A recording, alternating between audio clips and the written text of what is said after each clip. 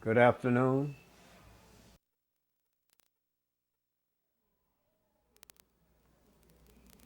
Today, ladies and gentlemen, I'm glad to have this opportunity to speak to you, to say something that I believe that will help the world. And while I may not communicate around the world, I'm glad to be here with you one more time. Now, where you want me to go from here? Well, tell us how you're doing. Last time we were talking about your biography and getting started on that. Where you were born. You were born in, where was it? I was born in Boston, Massachusetts. Oh, you were born in Boston, that's right. I keep forgetting that. And you're 83 years old. 83 years old. And your birthday is? February the 20th. The 20th. Yeah. Malcolm died on the 19th? Malcolm died on the... A couple of days before your birthday? No, Malcolm's birthday just passed. No, I mean he was murdered on a couple of days before your birthday. Yeah. Okay. On the 19th or 18th one. All right. Your early beginnings were. My early beginning was in Boston, Massachusetts. And you were a foster child? Yeah. Like many young brothers out there today. My father, he was a player. Mm-hmm. And he came and took me from my mother and gave me to his girlfriend. Mm-hmm. That was the worst thing that ever happened.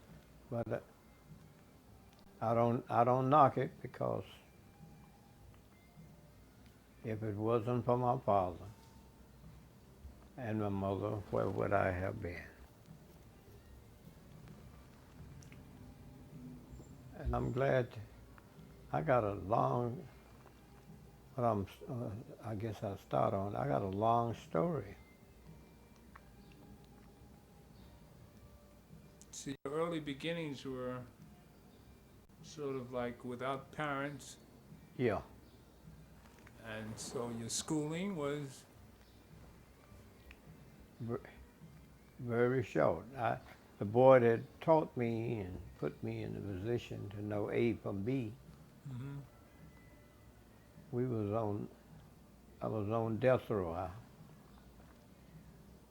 in Raleigh, North Carolina. Now, how old were you then? I You were on don't know. death row. I was young. Do you remember the year? Oh, no. But you were like 16, 17 years old? I was a little 2 years younger than that. So 14, 15 years old? Yeah. So you were a kid on death row? Yes. And that experience left a lasting impression on your mind, I'm sure. Oh, Doc, it was rough.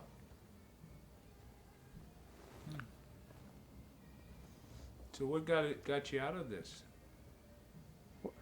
Well, I was always, when God got his spirit, he put his spirit on you, you can go a long ways. Amen. Amen. So you find God early in life? Oh, yeah. I was, my mother, I stayed down in Raleigh at the state pen. It taken me about,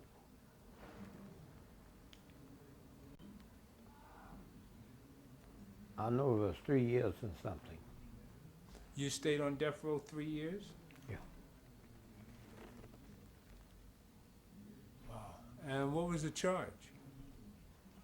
Bam, bam. Bam, bam? Yeah, You mean shooting? yeah, You shot somebody? a young man. He was a tersh, that's what they used to call him back then. He was a tersh hog. Was a tertial? Were you gang members at the time? I don't think it was a gang member. I mean, don't- you. Were you in the No. gang? No, But this was a fight over. nothing. But I was blessed to overcome that. I hate to say this, but it's the truth. Some good white folks Mm-hmm. helped me out. Put me in the prison, put me in where, and after all of that, put me in the dining room. I come off a death row.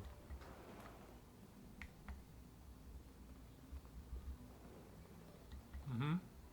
And they put me in the dining room. The dining room? Yeah, So you were working as a waiter yeah. in the dining room? But they have a restaurant or? No, it didn't have no restaurant. Oh, so you're a house servant? Yeah, Okay, I see. All right. So they put you in the dining room with a black suit and a no, towel over your arm? I had a white suit, I had a white suit. white suit. Mm. And you were just a teenager still? Still was just a teenage. And you had never met your father or mother at the time? No, that's right. So you were a grown man when you met your parents?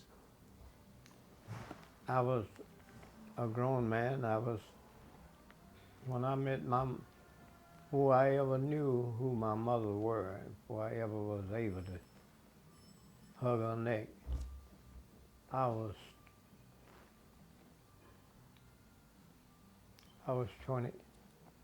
about 23 years old or somewhere in there. So what age you go into service? I went in the service. That was a paper called the Pittsburgh Courier. Mm-hmm. I used, and if any number would come to me, people ask me how old I were, Mm-hmm. whatever number would come in my mind, I just whoop it right on. So you got confused with what age you really were? No, because I didn't know. Ah, I see. Okay. I did not know that. My mother, when my mother came to see me, I was married and had two children Two children. by my wife. And I married my wife when she was 16. Mm-hmm. And you were? I guess I wasn't much older than that. So while you were working in these places, you were married? Yeah, I went when I went into the service. Mm-hmm. The man that is a great. I was always fortunate enough to meet nice people. Good. And you hear the talk of a picture called Satchel Paige? Of course. You met Satchel Paige? I was playing on a team. Ah, you play baseball? Yeah, Oh, great. Well, it was a major pastime in those days anyway. that was all what black folks had to Yeah, it's baseball. going for. Yeah, baseball. Right. Hmm. And, So give us an idea what married life is like for you. oh Lord, it was great. I was able to meet nice people. I used to work so hard.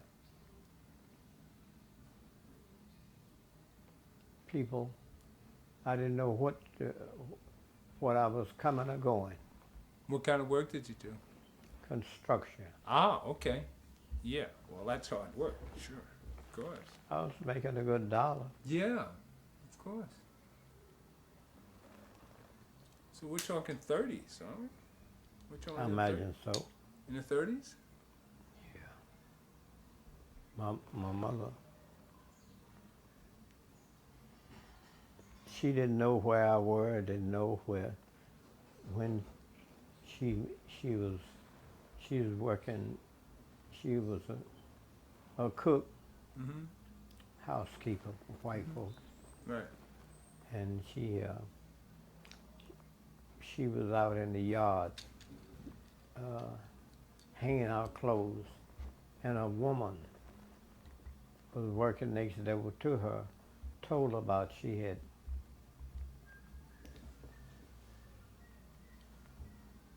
reading in the paper about a young man about like me, because they used to run my story, and it was a paper called the Pittsburgh Courier. About you being on death row?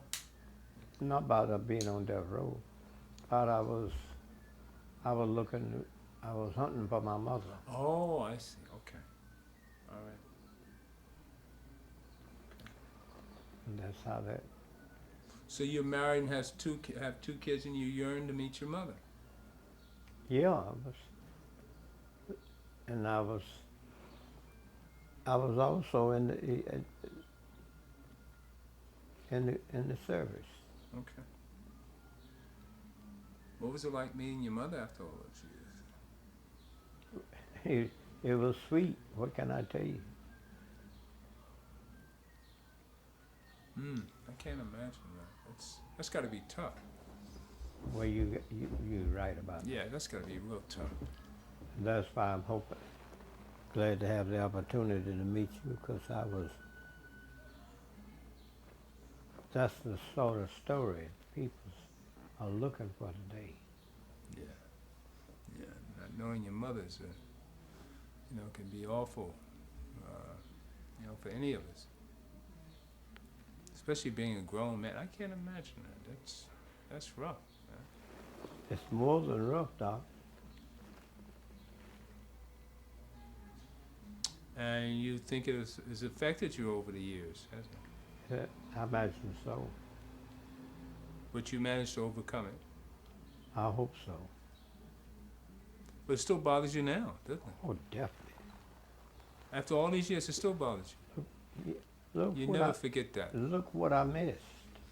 Yeah, right, of course. Right. Self-educated. Mm-hmm.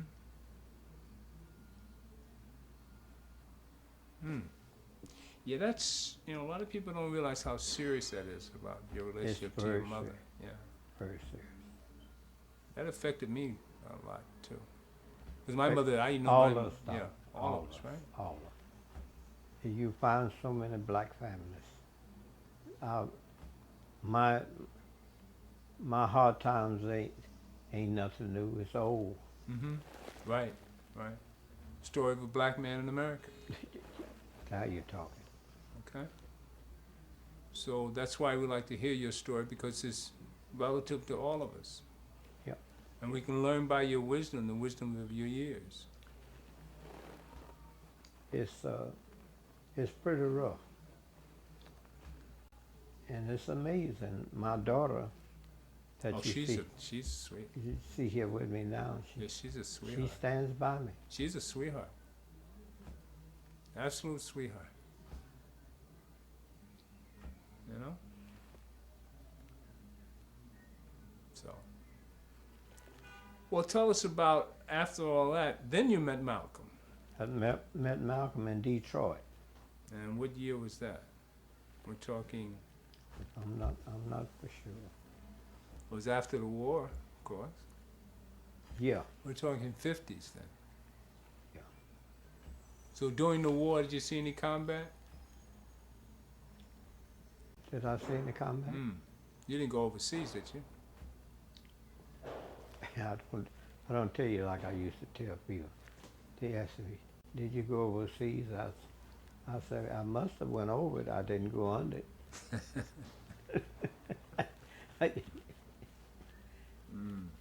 But I met some nice people in my days. Good. Then there was a meeting with Malcolm, and Malcolm sort of consumed your life. Malcolm and Jackie. Jackie was who? Jackie Robinson. Oh, Jackie Robinson. Okay. Yeah, you've got pictures of all kind of celebrities on your wall. Yeah. Which we show in your opening, quite a few of them. But we have to take some time and really get all of them on tape and get a good review. Yeah. We'll do that. And then you knew Adam Clayton Powell. Yes, sir. That was quite an He experience. kept me right by his side. That was an experience, right? Adam was.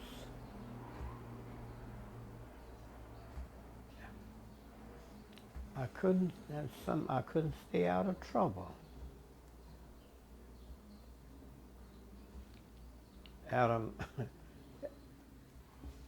Adam had him and Mary Cloud Methune. You heard of her? Of course. They had me restored back to duty. What is it? Because you got in trouble again? In the Army. Oh yeah, that bus scene. I remember Yeah. you telling me about that once. Yeah. Yeah, I remember that. You want to go over that for the people that haven't heard the story? Well, that was about racism. In the Army. Yeah, and you got on a bus, and the bus driver had said something about one of your friends not paying his fare, Yeah. and the bus driver pulled a gun on?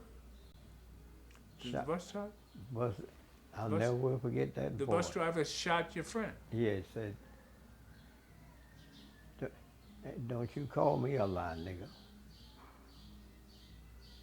And it was all about, how much was the fare in those days? 15 cents. About 15 cents, this man lost his life. Yes, he did. Did he pay his fare? No, he didn't pay.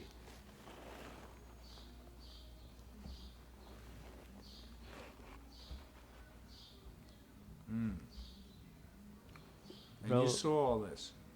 Saw all of that. And what did you do? I had a little switchblade knife.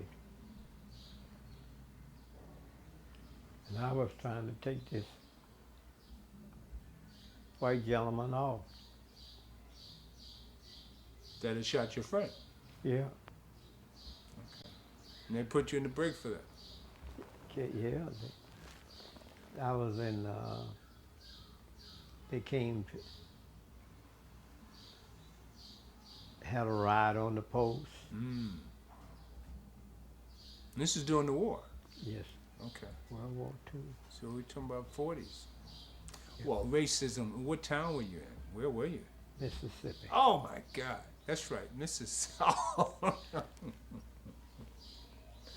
Oh my goodness. Mississippi in the 40s.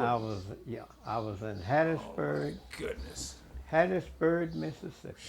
My goodness. Whew. That was a plantation back in those days for sure. Oh yeah. What was that like? You couldn't go to town. That's me and the when you get on the bus, I hear people talk that day. But when you get on the bus, you had to pull a curtain. The bus would always come to the black community first Mm-hmm. and pick up the soldiers down there. Ah, okay. And And they when would go to the back. they'd go to the back, Mm-hmm. and you had to pull a curtain between you and the white folks. A curtain. A curtain.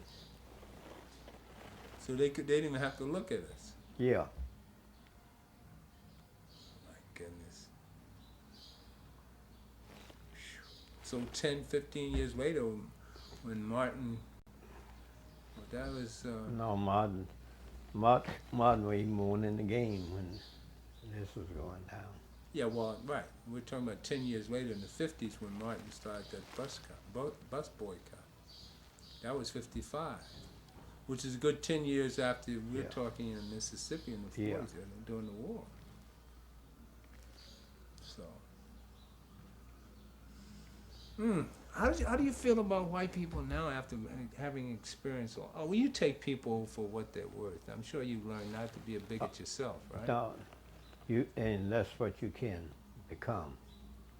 If you let all that bitterness stay in you. Yeah.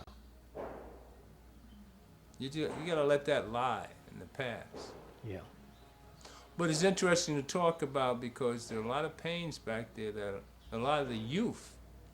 And amazing today, I meet so many black people don't even know that happened. Don't, and they don't allow it to affect them one way or the other. Well, what's different in Alberta Sproul and this Zongo guy just the last month or so? I mean, here's a woman, 29 years with the city, churchgoer, went to Convent Avenue Baptist Church religiously, I know her. a solid citizen, in her bed, and bam, here come the police, scared to death, scare anybody to death. And look at it today. Look at the black boy from Africa. They got, Shot in the back. they took him out. So it's no different than Amadou Diallo or, No, ain't no different. well, this is only 4 or 5 bullets. That was 43 bullets. Yeah. Man. So you don't see any difference between, well, they say we've kind of a lot of progress and all this historical. But thanks be to God, I'm doing better now. I ain't been out this house. I stay locked up in this little hole in the wall. Well, you got to get out. Got to get some air, Yeah. some sun. Got to get out, bro. What time is It's 10 past 4. We got about another 5 minutes. Do another 5 minutes. it? But I hope and pray that I used to think about all them brothers was on death row with me. You're going back 50 years, though. Yeah, but I said, I think about them. Hmm. That's how I used to get my toothpaste and toilet alcohols like that. The brother used to call Butch. That's what they used to call me. I got to take that walk this morning.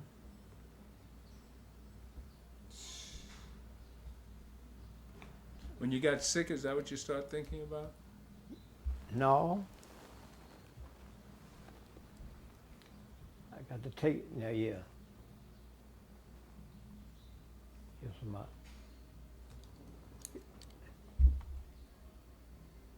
the boy who taught me my ABCs, his name was Charlie something.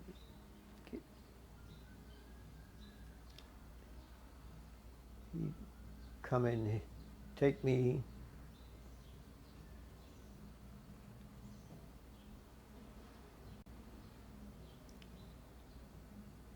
used to go to the commissary. Mm-hmm. Go to the commissary. When you're in the service. No, that Oh, wasn't in prison. really, yeah. Okay.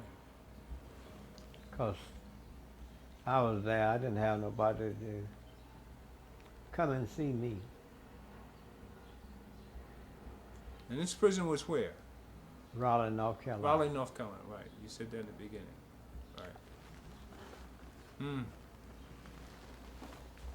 Well, it must have been tough on black people in prison in those days. My goodness. You telling me was it tough?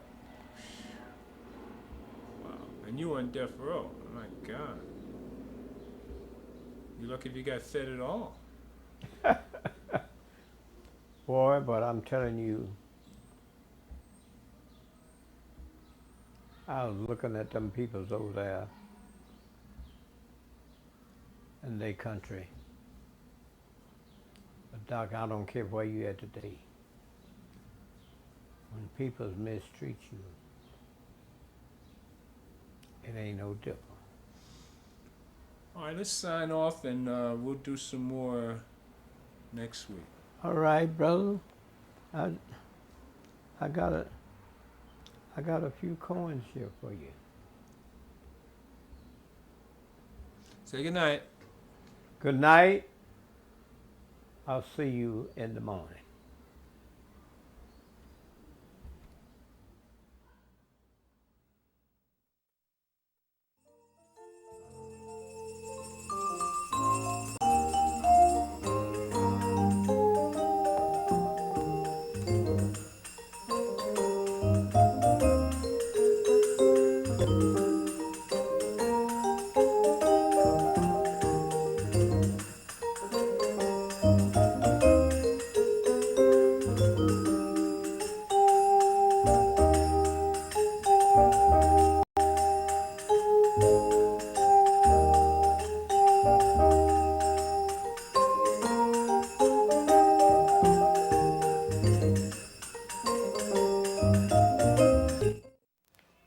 Good afternoon.